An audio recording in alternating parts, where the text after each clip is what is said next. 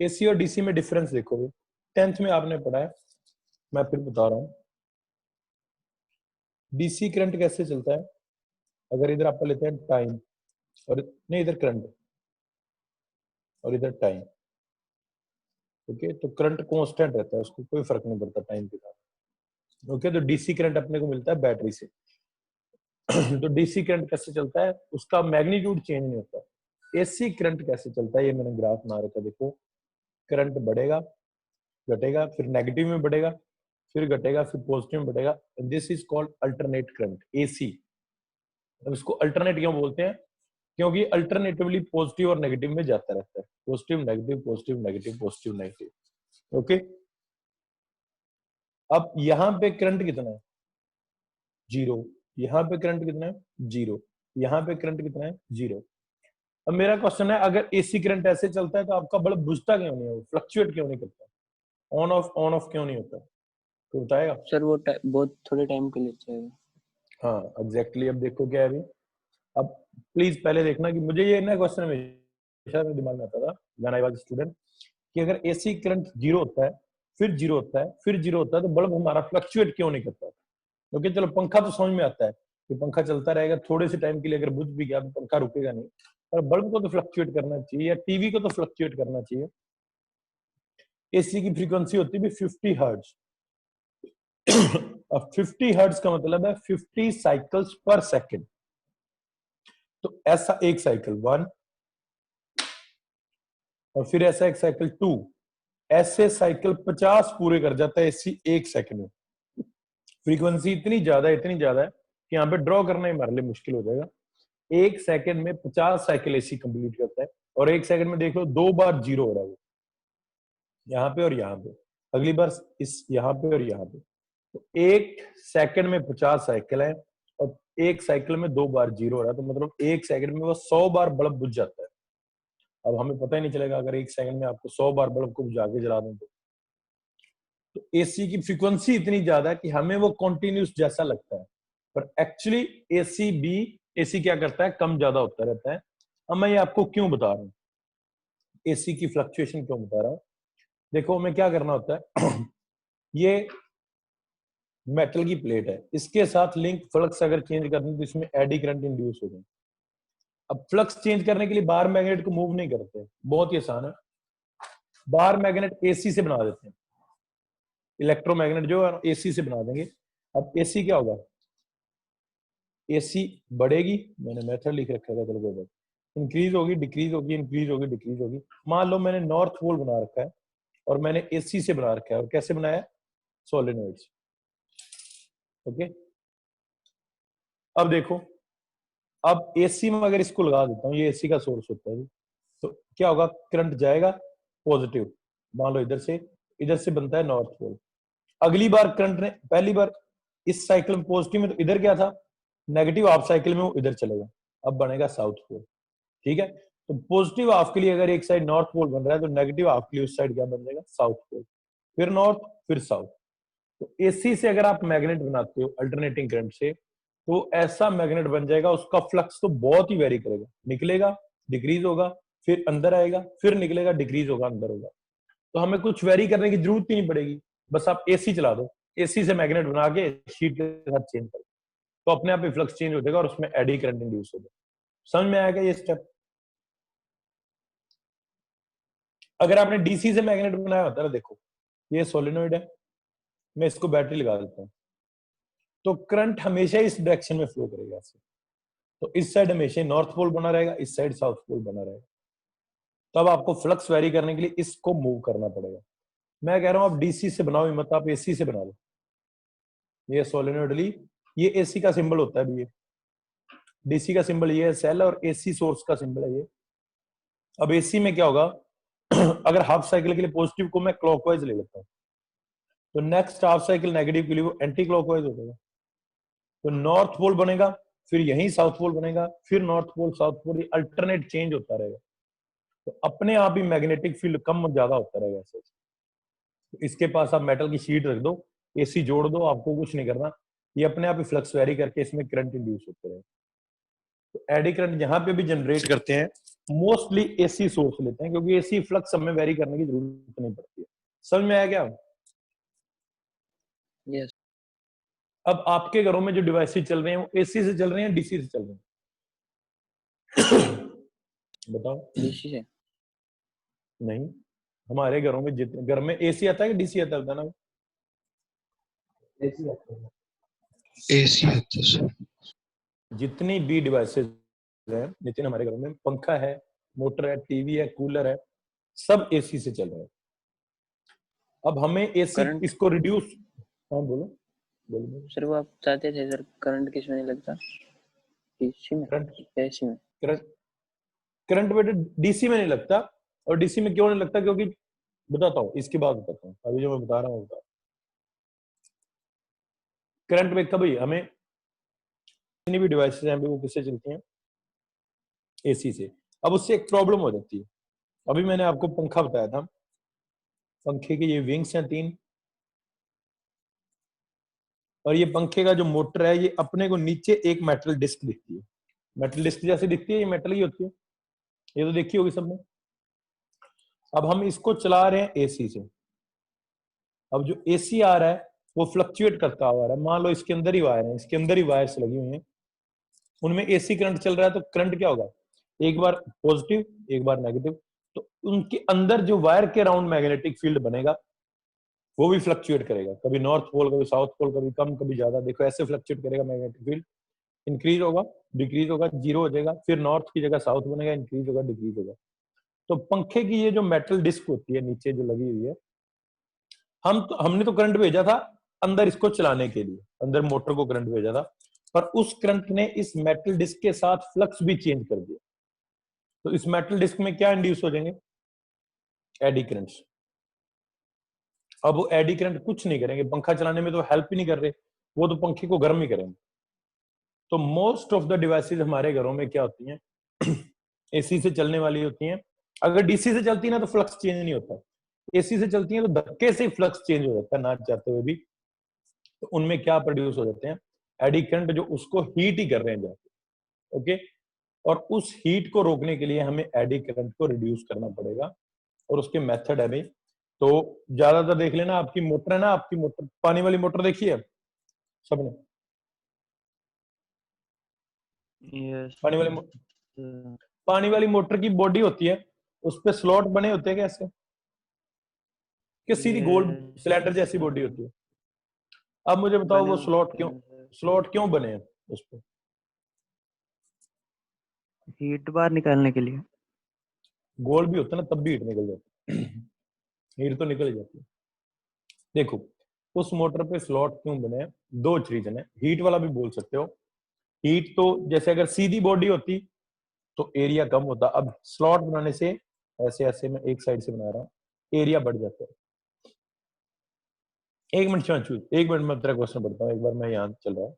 Motor में slot बनाने का मतलब है एक तो हीट को डिसिपेट ज्यादा करना है, दूसरा क्या है, अगर आप स्लॉट बनाओगे तो एक तो सिलेंडर में करंट ऐसे घूम रहा था, एक आपने स्लॉट बना दिया ऐसे, तो करंट को ऐसे ऐसे घूमना पड़ेगा, जो एडी करंट उसकी बॉडी में इंड्यूस हो। तो by making slots we can reduce eddy current. Okay, तो एडी करंट को रिड्यूस कैसे करते हैं? चीजों में या शीट्स में या बॉडी में आपको स्लॉट्स बनाने पड़ेंगे, पाथ बढ़ाना है करंट का, कैसे भी बढ़ाओ। अब दूसरा देखो क्या है, अरे इतनी लेट मत आया करो तुम। दूसरा मेथड क्या है, जो ये अभी बोल रहा था पता नहीं किसने बोला था, कि हमें थिन शीट यूज कर लो थिक शीट की बजाय। मुझे इतनी मोटी मेटल की शीट चाहिए। अब ये कह रहा है कि थिन शीट यूज करो, पर मुझे चाहिए इतनी मोटी, कोई काम है मेरे को, मुझे कहीं पे मेटल का शीट चाहिए मेटल की, और मुझे इतनी मोटी ही चाहिए।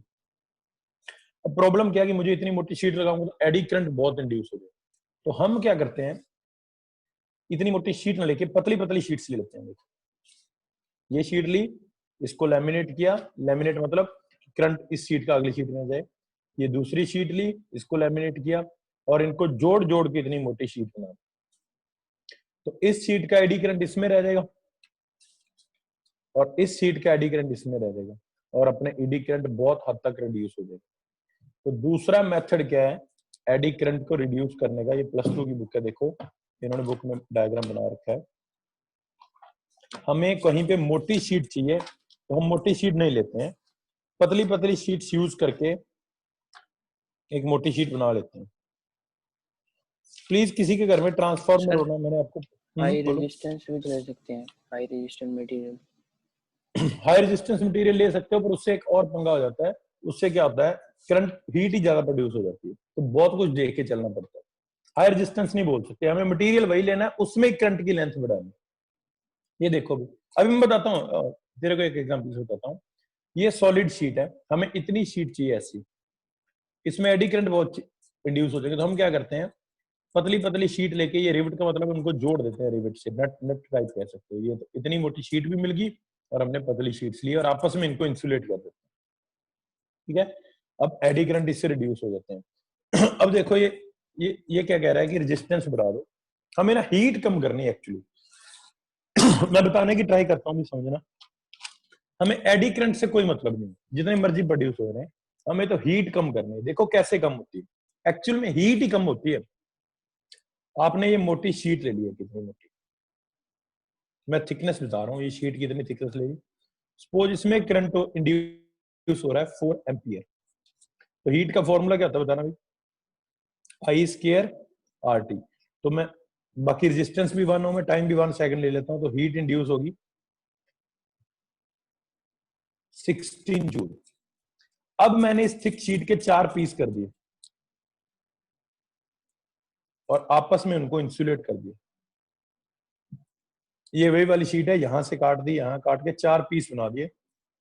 करंट अब भी 4 एम्पियर इंड्यूस होगा, इसमें 1 एम्पियर, इसमें 1 एम्पियर, इसमें 1 एम्पियर, इसमें 1 एम्पियर, तो टोटल करंट 4 एम्पियर। अब हीट देखना भी, इस शीट में हीट कितनी प्रोड्यूस होगी, आई स्क्वायर आर टी 1 जूल, इसमें भी 1 जूल, इसमें भी 1 जूल, इसमें भी 1 जूल, तो टोटल हीट कितनी प्रोड्यूस हुई, 4 जूल। देखो तो हमें एडी करंट कम नहीं किए, हम बोल देते हैं कि हमने एडी करंट कम कर दिए, पर एक्चुअल में हम हीट कम कर रहे होते हैं। अगर आपने थिक शीट ली होती तो करंट 4 एम्पियर ही होता और हीट बन जाती 16 जूल। अगर आपने उसी शीट के 4 पीस लेके जोड़ के आपस में इंसुलेट कर दिए होते तो इसका एडी करंट इसमें चलता रहता है, इसका इसमें, इसका इसमें, करंट अब भी 4 एम्पियर है। और अब हीट पे देखो कितना फर्क पड़ गया, क्योंकि यहाँ 14 का स्क्वायर 16 था, यहाँ 1 का स्क्वायर 1 है, तो 4 टाइम्स हीट हमने रिड्यूस कर दी। समझ में आया क्या ये concept? Yes sir. Yes sir. तो मेरी बात ध्यान से सुनो, हम बोलते हैं कि हम एडी करंट को रिड्यूस कर रहे हैं, बट एक्चुअली हम हीट को रिड्यूस कर रहे हैं। अब आते हैं शिवांशु के क्वेश्चन पे, और वो क्वेश्चन है, सर मतलब फैन को मैग्नेट से रोक सकते हैं? बेटा मैग्नेट भी आपको वो वाला लाना पड़ेगा, इलेक्ट्रोमैग्नेटिक। फैन रोक देगा आपके मैग्नेट को, पर वो दूसरा, अब देखो भी फैन को रोकना ना, आप मैग्नेट ले बहुत स्ट्रॉन्ग, ओके। अगर वो मैग्नेट डीसी से बना हुआ है ना, तो वो दूसरे तरीके से रोकेगा, वो तो क्या करेगा, आयरन को अट्रैक्ट कर लेगा और इसको रोक देगा। अब आप कह रहे हो कि मैग्नेटिक फोर्स से रोकना है, तो आपको अल्टरनेटिंग ईएमएफ वाला वो लाना पड़ेगा, इलेक्ट्रोमैग्नेट। फैन पे लगा देना, जैसे ट्रेन का पहिया रुकता था, ये भी रुक जाएगा। समझ में आएगा शिवांशु? रोक सकते हैं मैग्नेट से, बहुत आसान है। ट्रेन का पहिया कैसे रोकते थे, वैसे इसको भी रोक सकते हैं। समझ में आई क्या? Yes sir. अब देखो, ये नितिन कह रहा था कि हमें करंट लगता है, करंट नहीं लगता है। चार्ज कहां से कहां फ्लो करता है बताना भैया, ऐसे चार्ज फ्लो कर जाएगा क्या, क्या कोई कंडीशन होती है? Positive to negative, okay, high potential to low potential, exactly. Charge flow करता है high potential to low potential. अब मुझे बताओ, एक तो आप टच कर रहे हो 220 वोल्ट को, आपकी बॉडी का पोटेंशियल है 0 वोल्ट। एक आप टच कर रहे हो 12 वोल्ट को और आपकी बॉडी का पोटेंशियल 0 वोल्ट। तो कहां पे आपको करंट ज्यादा लगेगा, 220 वाली पे या 12 वोल्ट पे? बताओ। 220। तो हमारे घरों में एसी आ रही है 220 वोल्ट की, अपने को झटका लगता है। बैटरी को अगर आप पकड़ भी लेते हो ना, बैटरी को, तो आपको करंट उतना फील नहीं। पहले ना मोबाइल की बैटरी लोग चार्ज कैसे है चेक करते, जीभ लगाते थे उसको, पता तुम्हें? जीभ से टच करते थे उसको, देखा है किसी ने? आजकल तो मोबाइल ही ऐसे आ यस गए हैं। सर। हाँ जी सर, देखो अभी भी करते हैं सर। अभी भी करते होंगे। चलो देखो, मैं बता रहा हूँ, नितिन मैं तेरी बात का जवाब दे रहा हूँ, डीसी से करंट लगता है कि नहीं लगता। डीसी से करंट लगता है, पर वो इतना कम होता है, हमें फर्क ही नहीं पड़ता। ऐसा नहीं डीसी से करंट नहीं लगता। अब डीसी से हम काम किससे करते हैं? बैटरी से करते हैं, 12 वोल्ट की होती है। आप 15 बैटरी लाके जोड़ लो ऐसे, 12 वोल्ट की, 10 ही जोड़ लो तो 120 वोल्ट हो जाएगा। याद है ना, E1 प्लस E2, याद है अगर सेल जोड़ते थे? यस सीरीज में बैटरीज अगर आप जोड़ दो, 12 बैटरीज, 10 बैटरीज आपने जोड़ दी 12 वोल्ट की, तो 120 वोल्ट हो जाएगा। फिर उसको किसी ने टच कर लिया तो उसको करंट लगेगा, इतना ज्यादा लगेगा, that will be fatal shock, मर जाएगा वो। तो डीसी से करंट तो हमें लगता है, पर क्यों नहीं लगता है, क्यों फील क्यों नहीं होता? क्योंकि वोल्टेज बहुत कम है। एसी में वोल्टेज बहुत ज्यादा होती है, तो करंट अपने को ज्यादा लगता है। अब अगर आप हाथ गीले करके या अपनी टंग से बैटरी को टच करोगे ना, वो बहुत उसमें सलाइवा की वजह से बहुत सारी कंडक्टिंग बनी होती है, तब आपको करंट फील होगा थोड़ा सा। तो लोग जीभ से टच करते हैं, बैटरी फुल चार्ज हो ना तो उनको ज्यादा करंट सा लगता है, कम चार्ज हो तो उनको पता ही नहीं लगता बैटरी डेड हुई। तो बैटरी में डीसी करंट ही होता है, वो भी अपने को लगता है। समझ में आया? समझ में आया क्या? Yes sir. तो अभी क्या मेथड है अभी एडी करंट को रिड्यूस करने के? मैं लिख नहीं रहा, कुछ और ही बात अपनी थी चली गई थी। बताओ, write the method to reduce eddy currents. एक दो ही फिर मेथड थिन शीट ले लेते हैं। King of thick sheet, we can use thin sheets to create a thick sheet. तो हम थिन शीट लेके थिक शीट बना सकते हैं। दूसरा क्या है, by making slots in the sheet. मैं बुक वाली लैंग्वेज एग्जैक्टली पढ़ रहा हूँ, बड़ा सारा पैराग्राफ है, पता नहीं उन्होंने क्या लिखा होगा। ये लिखा हुआ है, to minimize eddy currents the metal core to be used in appliance like dynamo, transformer, choke coil, motor AC. देखो भी कहाँ यूज होती हैं वो, आप आगे ट्रांसफार्मर आपको पढ़ने वाले हैं। डायनेमो में भी यूज होती हैं, चौक कॉइल में भी यूज होती हैं, मोटर में भी यूज होती हैं। तो वहां पे मेटल कोर जो लेनी है आपको, is taken to be form of thin sheets, each sheet electrically insulated from other by insulating varnish. Varnish एक पेंट होता है जो उनको इंसुलेट कर देता है। Insulating varnish like lacquer, such, जो भी इसका नाम दे रखा है lacquer. Such core is called laminated core as shown in diagram. This plane of these sheet are arranged parallel to the magnetic field so that cut off across the eddy currents path. Large resistance, बस कुछ नहीं है। तो आपको क्या लिखना है कि हम लैमिनेटेड शीट्स यूज कर सकते हैं थिक शीट बनाने के लिए। अपने लैंग्वेज में लिख देता हूं, इनकी अपनी लैंग्वेज होती है। समझ में आ गया क्या? समझ में आ गया? Yes sir. Yes sir.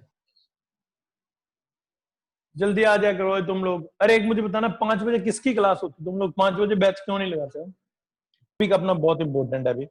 देखो, ये एडी करंट इतना इंपॉर्टेंट नहीं था, इसमें ना सिर्फ आप इसके यूज याद कर लेना और इसको मिनिमाइज कैसे करते हैं। इसमें वैसे टाइम अपन ने ज्यादा लगा दिया, 2 दिन लगा दिए। 1 दिन वाले क्वेश्चन जो शुरू में किए थे, फ्लक्स वाले और मोशनल ईएमएफ वाले, वो इंपॉर्टेंट है। और ये इंपॉर्टेंट है जो मैं अभी बता रहा हूँ, ये बहुत इंपॉर्टेंट है अभी। सेल्फ इंडक्शन कंसेप्ट वाइज भी बहुत इंपॉर्टेंट है और वैसे भी पेपर में भी बहुत आता है। किस किस को इनर्शिया की डेफिनेशन याद? इनर्शिया प्रॉपर्टी ड्यू टू विच, बोलो सही बोल रहा है। Body remains constant in motion or rest. State of rest. तो इनर्शिया मैं proper Inability of a body to move or हाँ, change. मूव और Change rest, come in our okay. state. The property of body which oppose any change of state of body. Okay, तो body अगर rest पे है तो inertia नहीं चाहेगा कि वो चले, और बॉडी चल रही है तो इनर्शिया नहीं चाहेगा वो रुके। सिंपली बॉडी की स्टेट चेंज का अपोज करता है इनर्शिया।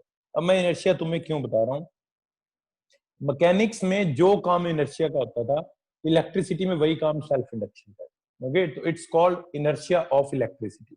अब आपको समझ में आएगा, ध्यान से देखोगे तो। ये हमने की है, ये बैटरी लगा दी, ये सोलेनोइड लगा दी।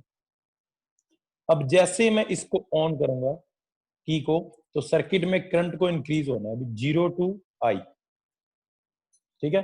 अब वो करंट मान लो 0.001 सेकेंड में चाहे इंक्रीज हो गया, बहुत कम टाइम।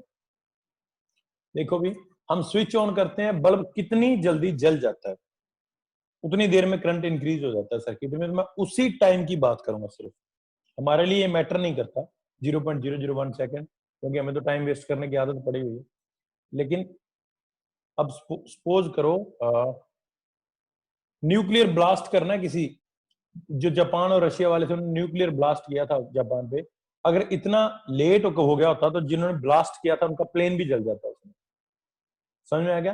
तो हमें तो इलेक्ट्रिक, सबसे इंपॉर्टेंट इलेक्ट्रिकल सिग्नल, आप मैसेज टाइप करते हो, लाइव चैट कर रहे हो, मैं बोल रहा हूं, तो अगर मेरे बोलने की जो स्पीड है, जो मैं बोल रहा हूं और आपके तक पहुंच रहा है, अगर वो इस सेकंड से भी लेट हो गया ना तो आपको मेरी बात समझ में नहीं आएगी। ठीक है, तो हमें तो इन चीजों का फर्क नहीं पड़ता है 0.01 सेकंड का, but as per science is concern, nothing is less important, nothing is you can say ignored, उसको हम इग्नोर नहीं कर सकते, कहीं ना कहीं तो वो काम करेगा ही करेगा। तो इतना टाइम हमारे लिए कोई बात नहीं है, पर ये बहुत इंपॉर्टेंट है साइंटिफिक, आगे जो डिजिटल चीजें आ रही है ना उनमें हमें टाइम को रिड्यूस करने में लगे हुए हैं हम। फोन फास्ट होना चाहिए, लैपटॉप फास्ट होना चाहिए, इतनी रैम होनी चाहिए, ये होना चाहिए, वो होना चाहिए। तो देखो, अब मैं जितनी भी बात करूंगा मैं उसी 0.01 सेकंड की बात कर रहा हूं जब करंट इंक्रीज हो रहा था इसमें। ओके, तो हम की ऑन करेंगे, करंट को 0 टू मैक्सिमम तक जाना है। तो जब करंट बढ़ेगा, ध्यान से देखना, इसके अराउंड मैग्नेटिक फील्ड भी बढ़ेगा। बढ़ेगा क्या? Yes sir. समझ रहे हो? ओके, अब सर्किट में करंट बढ़ रहा है, मेरी वर्डिंग ध्यान से सुनना, please pay attention, it's very very important. जब हमने की ऑन की, सर्किट में करंट बढ़ेगा, करंट बढ़ने से मैग्नेटिक फील्ड भी बढ़ेगा। अब ये कॉइल है तो कंडक्टर, ये अपने खुद के मैग्नेटिक फील्ड में पड़ी है जो बढ़ रहा है, और मैग्नेटिक फील्ड अगर बढ़ेगा तो इसके साथ लिंक फ्लक्स चेंज हो जाएगा। तो कॉइल में करंट बढ़ रहा था, करंट से मैग्नेटिक फील्ड बढ़ा, उससे फ्लक्स बढ़ गया। अब फ्लक्स बढ़ेगा तो इसमें एक एक करंट तो आपने छोड़ा है, एक करंट खुद से इंड्यूस हो जाएगा जो उसी का अपोज करेगा जो उसको इंड्यूस कर रहा है, और उसको इंड्यूस कर रहा है करंट का बढ़ना, और वो करंट के बढ़ने का अपोज करेगा। तो आपने करंट छोड़ा है किधर? इधर देखो, पॉजिटिव टू नेगेटिव, जो इंड्यूस करंट होगा वो दूसरी डायरेक्शन में इंड्यूस होकर इसका अपोज करेगा, और इस प्रॉपर्टी को कहते हैं सेल्फ इंडक्शन। देखो ध्यान से, मैं दोबारा रिपीट कर रहा हूं, प्लीज ध्यान से सुनना। हमने की को ऑन किया, सर्किट में करंट इंक्रीज हुआ, उसी करंट ने मैग्नेटिक फील्ड भी इंक्रीज कर दिया। अब ये कॉइल खुद के मैग्नेटिक फील्ड में पड़ी है जो इंक्रीज हो रहा है।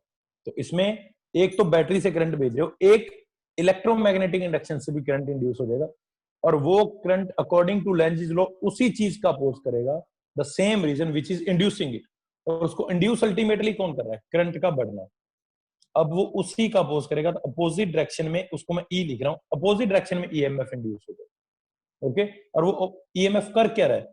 वो करंट के बढ़ने का अपोज कर रहा है। इनर्शिया क्या करता था? वेलोसिटी के बढ़ने का अपोज करता था।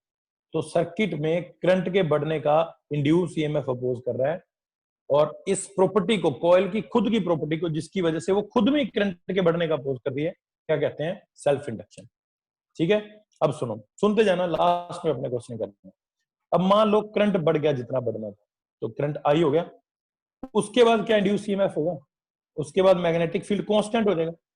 मैग्नेटिक फील्ड जैसे ही कांस्टेंट होगा, इंड्यूस ईएमएफ खत्म, क्योंकि फ्लक्स चेंज ही नहीं होता। तो इंड्यूस ईएमएफ जो था वो कितने टाइम के लिए था? जब तक करंट बढ़ रहा था।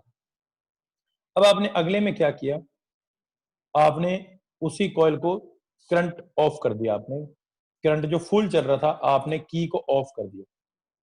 अब इसके अराउंड क्या था? मैग्नेटिक फील्ड जो बन गया था पूरा। जैसे ही ऑफ करोगे, ध्यान से देख लेना भाई, ये अपने सर्किट है, करंट जा रहा है, जो अपने छोड़ा है ऐसे ही।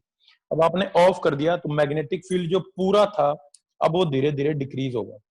अब मैग्नेटिक फील्ड डिक्रीज होगा तो फिर से फ्लक्स चेंज हो जाएगा, इसके साथ फ्लक्स चेंज होगा तो इसमें फिर से इंड्यूस ईएमएफ होगा जो अपोज करेगा करंट का, जो इसको इंड्यूस कर रहा है। पहले इसको कौन इंड्यूस कर रहा था? करंट का बढ़ना। अब इसको कौन इंड्यूस कर रहा है? करंट का घटना। अब ये करंट की फेवर में इंड्यूस हो जाएगा, ये नहीं चाहेगा कि करंट डिक्रीज हो।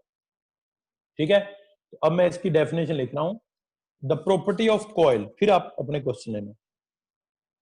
The property of coil, the property of body, मैं +1 वाला साथ साथ बोलता जाता हूं। The property of coil due to which it oppose any change of current in itself. The property of body due to which it opposes any change of state of body itself. The property of coil due to which it opposes any change of current in itself. Current बढ़ेगा तो self induction oppose करेगी कि क्यों बढ़ रहा है, current घटेगा तो सेल्फ इंडक्शन अपोज करेगी कि क्यों घट रहा है. अब आप अपने क्वेश्चन ले सकते हो सेल्फ इंडक्शन के बारे में, पूछो भी. हाँ सर इसमें प्रॉपर्टी ऑफ कॉइल की जगह प्रॉपर्टी ऑफ कंडक्टर कंडक्टर लिख देते हैं, पर कंडक्टर में बेटा सेल्फ इंडक्शन बहुत माइनर हो जाती है. देखो भी एक तार ले ली मैंने सिंपल, ये इसकी बात भी सही है. ओके, इस वायर में मैं करंट इंक्रीज करता हूं तो नो डाउट मैग्नेटिक फील्ड तो इसके साथ लिंक भी चेंज होगा, वो बढ़ेगा, ऐसे सर्कुलर रिंग्स बनती हैं. लेकिन इसमें सेल्फ इंडक्शन इतनी कम होती है कि हम कभी भी कंडक्टर का एग्जांपल नहीं देते हैं. मैग्नेटिक फील्ड वायर के साथ ज्यादा होगा या सोलेनोइड के साथ ज्यादा होगा? सोलेनोइड के साथ.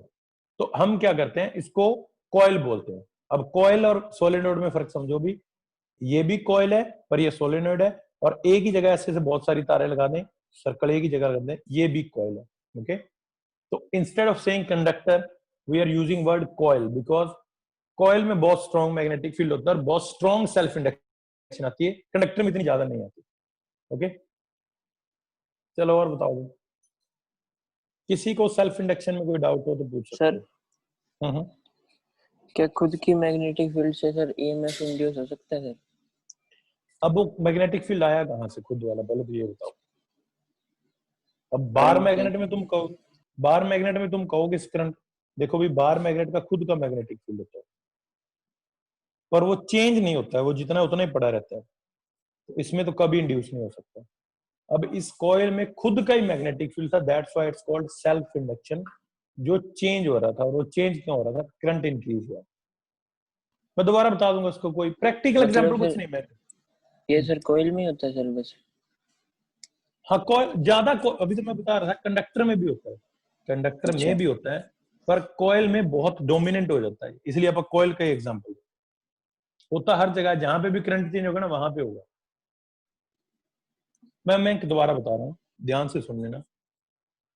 चल देखो, हमने क्या है, कोई भी, ये तो हमने पढ़ा है कि किसी भी कंडक्टर के साथ अगर मैग्नेटिक फ्लक्स चेंज होता है तो उसमें करंट या ईएमएफ इंड्यूस हो जाता है, जो उसी चीज का अपोज करता है जो उसको इंड्यूस करती है.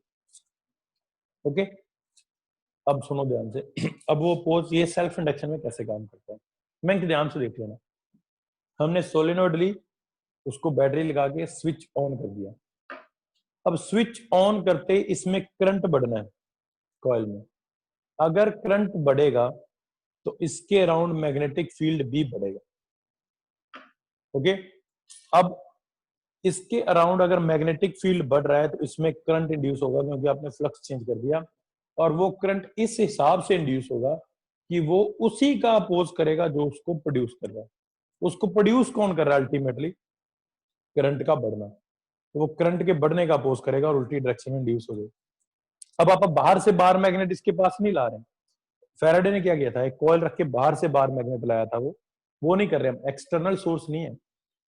कॉइल खुद ही अपने में करंट बढ़ने का अपोज कर रही है ड्यू टू लेंज़ लॉ, और इसलिए इसको क्या बोलते हैं? Self induction. जैसे करंट कांस्टेंट होगा ये सेल्फ इंडक्शन काम करना बंद कर देगी, क्योंकि करंट कांस्टेंट हो गया. ओके, तो जैसे ही गाड़ी की स्पीड कांस्टेंट होती है ना, इनर्शिया अपना काम करना बंद कर देता है.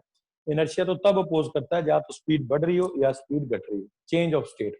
ओके, अब उसके बाद मान लो मैं कहता हूँ कि की को ऑफ कर दिया अपन, तो करंट पहले 0 टू मैक्सिमम हुआ था, 0 से 10 एम्पियर हुआ था, अब उसको 10 से वापस 0 पे आना, तो फिर करंट चेंज हो जाएगा.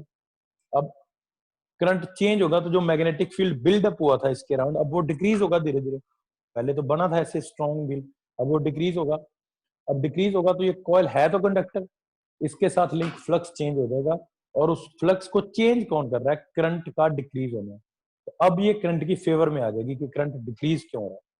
तो अगर करंट बढ़ेगा तो कॉइल खुद ही उसके बढ़ने का अपोज करती है, और अगर घटेगा तो उसके खुद ही अपोज करती है. And this property of coil is called self induction. समझ में आया क्या? किसी को भी डाउट हो तो पूछ सकते हो. करंट बढ़ेगा तो अपोजिट टू करंट, और अगर करंट घटेगा तो in the favour of current. ये इसकी डायरेक्शन। यहाँ अपने को एंटी क्लॉकवाइज क्लॉकवाइज नहीं बताना है, यहाँ पे सिर्फ इतना बताना है कि अगर करंट बढ़ रहा है, इंक्रीजिंग करंट में अपोजिट और डिक्रीजिंग करंट में सेम डायरेक्शन। ओके चलो, आई होप देखो भी सेल्फ इंडक्शन आपको समझ में आएगा। अब मैं इसकी बुक वाली लेंगे इलेक्ट्रॉन की डायरेक्शन में, नहीं ऐसा जरूरी नहीं है। एक सेकंड देखो, इलेक्ट्रॉन की डायरेक्शन में नहीं है, बैटरी धक्का मार रही थी, सेल्फ इंडक्शन उल्टी डायरेक्शन में धक्का मारने लग गई। तो अगर 100 इलेक्ट्रॉन चल रहे थे तो सेल्फ इंडक्शन 20 इलेक्ट्रॉन पुट्ठे भेज देगी, तो उसने अपोज कर दिया। ठीक है, इलेक्ट्रॉन तो दोनों ही चला रहे हैं, तो इंड्यूस ईएमएफ की बात कर रहे हैं हम यहाँ पे। अब ऐसे है, ये है देखो, ये आपने बैटरी लगा दी 100 वोल्ट की, तो इलेक्ट्रॉन जाएंगे इधर भागेंगे। अब सेल्फ इंडक्शन क्या करती है, उल्टी बैटरी इंड्यूस कर देती है। तो ऐसा नहीं कि करंट नहीं बढ़ेगा, करंट बढ़ जाएगा पर 100 से नहीं बढ़ेगा, वो 80 की वजह से बढ़ेगा। ठीक है, तो हम इलेक्ट्रॉन के मोशन की बात यहाँ पे नहीं कर रहे हैं, जो वोल्टेज इंड्यूस हुई है उसकी बात कर रहे हैं। अब ये इसकी डेफिनेशन पढ़ो भी बुक से, ये मैं बुक वाली डेफिनेशन बता रहा हूँ क्या है। Self induction is the property of coil by virtue of which the coil oppose any change of strength of current flowing through its by inducing EMF in itself। अब चाहे ऐसे लिख देना, इन्होंने सारा कुछ ही लिख दिया कि virtue of which है, coil oppose any change of strength की जगह करंट कल्ला भी लिख सकते हो, following through by inducing EMF in itself, no need to write that। Simple language आपको समझ में आई क्या? द प्रॉपर्टी ऑफ कॉइल जिसकी वजह से वो खुद में करंट के चेंज होने का अपोज करती है, और वो कैसी करती है, इंड्यूस ईएमएफ करके। बुक वालों ने वो भी लिखा हुआ। समझ में आ गया सेल्फ इंडक्शन क्या होता है? Yes sir. ओके, तो self induction is the property of coil due to which it oppose any change of current in itself.